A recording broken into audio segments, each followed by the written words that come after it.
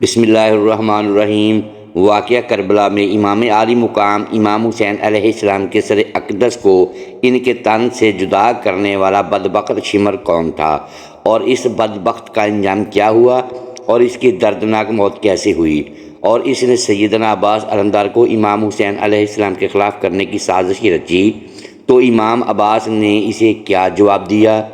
جب امام عالی مقام امام حسین علیہ السلام نے عمر بن سعد سے کہا کہ مجھے واپس مدینہ مکہ جانے دیا جائے یا مجھے یزید کے پاس دمشق بھیج دیا جائے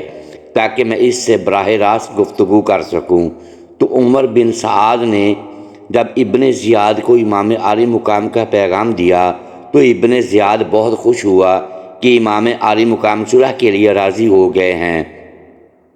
تو ایسے وقت پر شمر ملعون نے ابن زیاد کو امام عالی مقام کے خلاف ورگلایا اور کہا، ابن زیاد ہوش کے ناخن لو، اگر امام حسین علیہ السلام یزید سے صلح پر آمادہ ہو گئے تو تمہیں یزید سے کچھ نہیں مل سکے گا، تمہارے لیے بہتر تو یہی ہے کہ امام حسین علیہ السلام کے ساتھ جنگ کر کے انہیں شہید کر کے ان کا سر یزید کے دربار میں پہنچاؤ، اس سے تمہیں اقتدار اور انعام و اکرام زیادہ ملے گا اور تمہاری قدر و منزلت یزید کے سامنے بڑھ جائے گی۔ چنانچہ ابن زیاد نے شمر کے مشورے پر عمل کرتے ہوئے امام عالی مقام امام حسین علیہ السلام کے ساتھ جنگ کرنے کو ترجیح دی اور عمر بن سعد کو حکم دیا کہ امام حسین علیہ السلام کے ساتھ جنگ کرو۔ عمر بن سعد نے جب اس سے انکار کیا تو ابن زیاد نے کہا کہ پھر تمہارے لشکر کی سپہ سالاری تم سے لے کر شمر کو دے دی جائے گی۔ چنانچہ شمر ملعون نے خاندان رسالت پر ظلم و ستم کے وہ پہاڑ توڑے جو رہتی دنیا تک تاریخ میں سیاہ الفاظ میں لکھے جاتے رہیں گے۔ شمر بن ذیل جوشن تابعین میں سے تھا، یہ قبیلہ حوازن کے رؤساء میں سے تھا، ابتدا میں اصحاب علی علیہ السلام میں شامل تھا لیکن بعد میں امام علی اور آپ کے خاندان کے کینہ پرور دشمنوں کے زمرے میں شامل ہوا۔ اس کا باپ فتح مکہ کے بعد مسلمان ہوا اور اس کی ماں بدنام عورتوں میں سے تھی۔ واقعہ کربلا میں اس کا کردار نمایاں تھا، اس کے ناپاک افعال اور کالے کرتوتوں کی فہرست بہت طویل ہے۔ اسی نے سیدنا مسلم بن عقیل کی شہادت کے اسباب مہیا کیے تھے اور ابن زیاد کو ان کے خلاف بھڑکانے والا یہی تھا۔ اقتدار کی ہوس اور لالچ نے اس کو آخرت بھلا رکھی تھی۔ عاشورہ کے دن جنگ کی آگ بھڑکانے والا یہی تھا۔ یہ عمر بن سعد کے میسرے کا امیر تھا اور امام حسین علیہ السلام کو اسی نے شہید کیا۔ پاک بیبیوں کے خیموں پر حملہ کرنے والا بدبخت بھی یہی تھا اور امام سجاد کو شہید کرنے کی ناپاک کوشش کرنے والا بھی یہی ملعون تھا۔ زیارت عاشورہ میں شمر کا تذکرہ لعنت و بددعا کے ساتھ ہوا ہے۔ اس کو مختار ثقفی کے مقابلے میں شکست ہوئی اور اس کا سر تن سے جدا ہوا۔ شمر بن ذیل جوشن ابتدا میں امیر المومنین حضرت علی کے اصحاب میں سے تھا۔ اس نے جنگ صفین میں امیر المومنین کا ساتھ دیا۔ شامی فوج کے ادھم بن محرز بہلی کے ساتھ لڑتے ہوئے اس کا چہرہ بری طرح زخمی ہوا، لیکن بعد ازاں اس نے حضرت علی سے روگردانی کی اور آپ کے خاندان کے کینہ پرور دشمنوں کے زمرے میں شامل ہوا۔ سن 51 ہجری قمری میں صحابی رسول حضرت حجر بن عدی کی گرفتاری کے وقت شمر ان افراد میں سے تھا جنہوں نے زیاد بن ابیہ کے پاس جھوٹی گواہی دی کہ حجر مرتد ہو چکے ہیں اور انہوں نے شہر کے امن و امان کو خارج کیا ہے۔ اسی گواہی کی بنا پر حجر بن عدی کو شہید کیا گیا اور ان کو غدار و باغی قرار دیا گیا۔ شمر جوشن کربلا میں بھی امام حسین علیہ السلام کے قاتلین اور آپ کی شہادت کے عاملین اور معاونین میں سے تھا۔ مسلم بن عقیل نے سن 60 ہجری قمری میں کوفہ میں قیام کیا تو شمر ان افراد میں سے تھا جسے کوفہ میں یزید بن معاویہ کے والی عبید اللہ بن زیاد کی طرف سے مسلم کے حامیوں کو منتشر کرنے کا حکم ملا تھا۔ اس نے لوگوں سے مخاطب ہو کر مسلم پر فتنہ انگیزی کا الزام لگایا اور عوام کو سپاہ شام سے خوفزدہ کیا۔ جب امام حسین کربلا پہنچے تو لشکر کوفہ کا امیر عمر بن سعد جنگ اور خونریزی سے بچنے کی کوشش کر رہا تھا اور وہ پرامن راہ حل کے درپے تھا، لیکن شمر نے ابن زیاد کو، جو کہ بظاہر عمر بن سعد کی روش کا حامی نظر آ رہا تھا اور نزدیک تھا کہ ابن زیاد بھی عمر بن سعد کو امام حسین علیہ السلام سے نرمی برتنے کا حکم دے دیتا، لیکن شمر نے اس کو امام حسین علیہ السلام کے خلاف بھڑکایا اور جنگ کی ترغیب دلائی۔ محرم سن 61 ہجری قمری کی 9 تاریخ کی شام کو شمر 4000 افراد کا لشکر اور عمر بن سعد کے لیے ابن زیاد کا دھمکی آمیز خط لے کر کربلا پہنچا۔ ابن سعد نے خط رکھ کر شمر سے کہا، تو نے اس کام کو تباہ کیا جس میں خیر و صلاح کی امید تھی۔ اس کے باوجود عمر سعد نے ابن زیاد کا یہ حکم مان لیا کہ یا تو امام حسین علیہ السلام سے بیعت لے یا پھر ان کے ساتھ جنگ کرے،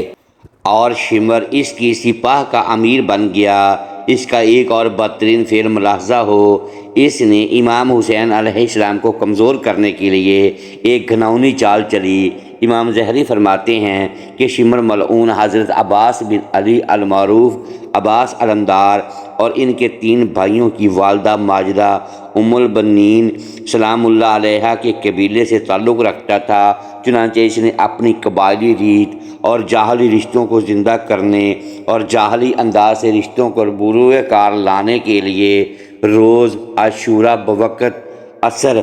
حضرت علمدار اور ان کے بھائیوں کو بلایا اور کہنے لگا، دیکھو تم رشتے میں میرے بھانجے لگتے ہو، اس لیے میں تم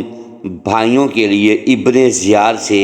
امان نامہ حاصل کر لیتا ہوں۔ امام حسین علیہ السلام کا ساتھ چھوڑ دو، کیونکہ امام حسین علیہ السلام کی شہادت طے ہو چکی ہے، لیکن انہوں نے اس کی درخواست مسترد کر دی اور امام حسین علیہ السلام کا ساتھ چھوڑنے سے انکار کیا۔ روز عاشوراء صبح کے وقت شمر نے ابن سعد کی سپاہ کے محاصرے کی امارت سنبھالی، اور جب اس کو اہل حسینی کے خیموں کے اطراف میں خندق اور جلتی ہوئی لکڑیوں کا سامنا کرنا پڑا تو اس نے گستاخانہ لب و لہجے کے ساتھ امام حسین علیہ السلام کے ساتھ گفتگو کی۔ امام حسین علیہ السلام نے سپاہ کوفہ کو غیرت دلانے کے لیے خطبہ پڑھا اور اس کے ضمن میں اپنے خاندان کے تابندہ ماضی کی طرف اشارہ کیا اور اہل بیت کے مدت کے بارے میں رسول اللہ کی ہدایت سے اپنے کلام کا آغاز کیا تو شمر نے آپ کی بات کاٹ دی، تاہم حبیب بن مظاہر نے اس کو منہ توڑ جواب دیا۔ ایک دفعہ جب امام حسین علیہ السلام کے گراں قدر صحابی زہیر بن قیس نے کوفیوں کو نصیحت کرنے کا آغاز کیا اور انہیں امام حسین کی مدد و نصرت کی دعوت دی تو شمر نے ان کی طرف تیر پھینکا اور ان کی توہین کی۔ عبداللہ بن عمیر کلبی شہید ہوئے تو شمر نے اپنے غلام رستم کو حکم دیا کہ ان کی زوجہ کو، جو کہ اپنے خاندان کی بالین پر بیٹھی تھی، نیزہ مار کر شہید کرے، اور اس نے ایسا ہی کیا۔ امام حسین کے بہادر صحابی نافع بن ہلال جمکی نے شدید جنگ لڑی اور ان کے دونوں بازو ٹوٹ گئے تو شمر نے انہیں اسیر کر کے شہید کیا۔ امام حسین علیہ السلام کے بہت سے اصحاب کی شہادت کے بعد دشمنوں نے خیموں کی طرف حملہ کیا۔ شمر نے امام حسین علیہ السلام کے خیمے کو نیزہ مارا اور چلا کر کہا، آگ لے کر آؤ تاکہ میں اس خیمے کو اس کے اندر موجود افراد کے ساتھ جلا دوں۔ امام نے اس پر لعنت کی اور حتیٰ کہ شمر کے دوست سبس بن ربیعہ نے بھی اس پر لعنت ملامت کی۔ ایک بار عصر عاشوراء امام حسین کی شہادت سے قبل شمر نے خیموں اور ان میں موجود مال و اسباب لوٹنے کی غرض سے امام حسین علیہ السلام کے خیموں پر حملہ کرنا چاہا، لیکن امام حسین علیہ السلام نے اسے خبردار کیا اور وہ واپس چلا گیا۔ شمر نے تیر اندازوں کو حکم دیا کہ امام حسین علیہ السلام کے جسم مبارک کو نشانہ بنائیں، اور بعد ازاں صاحب نے اس کے حکم پر امام حسین پر یکبارگی حملہ کیا، اور سنان بن انس، زرعت بن شریک نے امام علیہ السلام کے جسم پر وار کیے۔ امام حسین علیہ السلام کو شہید کرنے والے اور آپ کا سر اقدس تن سے جدا کرنے والے شخص کے بارے میں روایت مختلف ہیں، جن میں سے بعض روایت کا اشارہ شمر کی طرف ہے۔ واقدی کا کہنا ہے کہ شمر نے امام حسین علیہ السلام کو قتل کیا اور اپنے گھوڑے کے ذریعے آپ کے جسم مبارک کو پامال کیا۔ بعض روایت میں منقول ہے کہ شمر آپ کے سینہ مبارک پر بیٹھ گیا اور آپ کا سر مبارک کفا پشت گردن سے جدا کیا۔ امام طبری کے مطابق یزید بن خولی کو شمر نے حکم دیا کہ امام حسین علیہ السلام کا سر اقدس تن سے جدا کرے، تو یزید بن خولی نے اس مکروہ فعل سے اجتناب کیا۔ تو پھر شمر بذات خود اپنے گھوڑے سے اترا اور امام حسین علیہ السلام کا سر اقدس ان کے تن سے جدا کیا۔ امام حسین علیہ السلام کی شہادت اور خیموں کے لوٹے جانے اور جلائے جانے کے بعد شمر نے امام سجاد کو، جو کہ بیماری کے بستر پر لیٹے ہوئے تھے، ان کو شہید کرنے کا ارادہ کیا، لیکن لوگوں نے اس کو باز رکھا۔ شمر ان مہم جو افراد میں سے تھا جو واقعات حوادث میں اپنے ذاتی مفاد کے درپے ہوتا تھا اور اس تک پہنچنے کے لیے کسی بھی عمل سے اجتناب نہیں کرتا تھا۔ امام حسین علیہ السلام نے عاشورہ کے روز شمر سے مخاطب ہو کر فرمایا، رسول خدا صلی اللہ علیہ وآلہ وسلم نے سچ فرمایا تھا کہ گویا میں دیکھتا ہوں کہ ایک سیاہ و سفید کتا میرے اہل بیت کا خون پی رہا ہے۔ زیارت عاشورہ میں شمر کا تذکرہ لعنت و نفرین کے ساتھ ہوا ہے۔ 11 ہجری سن 61 ہجری کو عمر بن سعد نے حکم دیا کہ 72 شہدائے کربلا کے سر جدا کیے جائیں اور شمر اور کئی دیگر افراد انہیں کوفہ میں یزید بن معاویہ کے والی ابن زیاد کے پاس لے جائیں۔ جن قبائل نے کربلا کی جنگ میں شرکت کی تھی، انہوں نے ابن زیاد کی قربت حاصل کرنے کے لیے شہداء کے سروں کو آپس میں بانٹ لیا۔ شمر کی سرگردگی میں قبیلہ حوازن 20 سر اور سید بن طاؤس کے مقول 12 سر ابن زیاد کے پاس لے گیا۔ کہا گیا ہے کہ شمر شہداء کے سروں کے حامل افراد کو